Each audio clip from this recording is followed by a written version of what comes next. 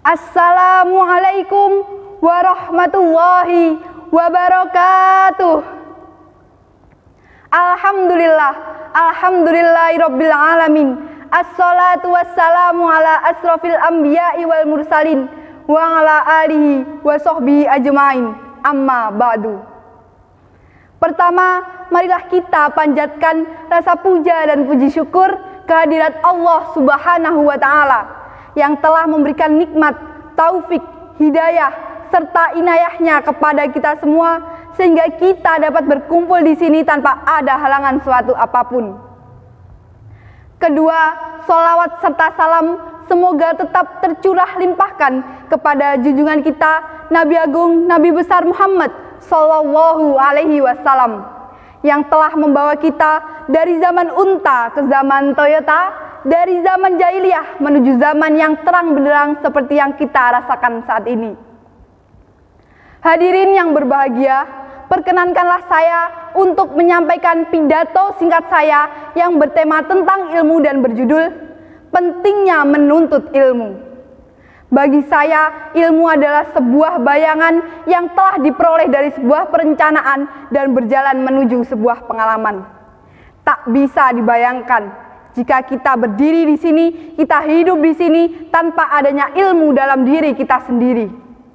Di mana ilmu sangatlah diperlukan. Bahwasannya di era yang lebih maju kini banyak orang-orang yang menantikan, banyak orang-orang yang mempedulikan orang-orang yang berilmu.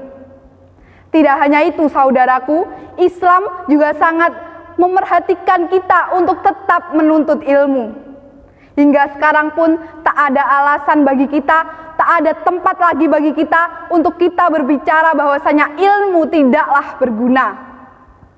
Sebagaimana sabda Rasulullah Shallallahu Alaihi Wasallam, "Tolabul ilma faridotur ala kulli muslimin wal muslimah." Menuntut ilmu, mencari ilmu sangatlah diwajibkan bagi orang Islam, baik laki-laki maupun perempuan.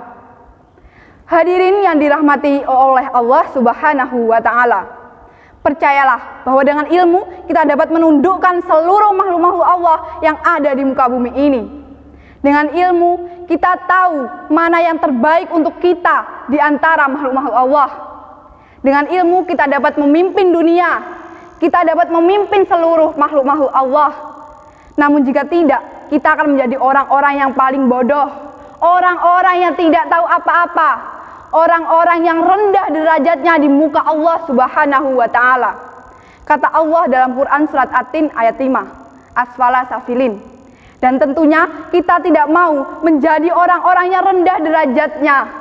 Bukankah begitu saudaraku? Lalu apa yang menjadi alasan Rasulullah SAW menuntut kita untuk tetap mencari ilmu? Karena alasannya, dengan ilmu kita tahu mana yang hak dan mana yang batil. Dengan ilmu kita tahu mana yang baik dan mana yang buruk. Dengan ilmu pula kita tahu mana yang haram dan halal. Namun ingat saudaraku, Allah juga pernah berkata bahwasannya Allah akan menaikkan derajat orang-orang yang beriman, orang-orang yang berilmu dengan beberapa derajat.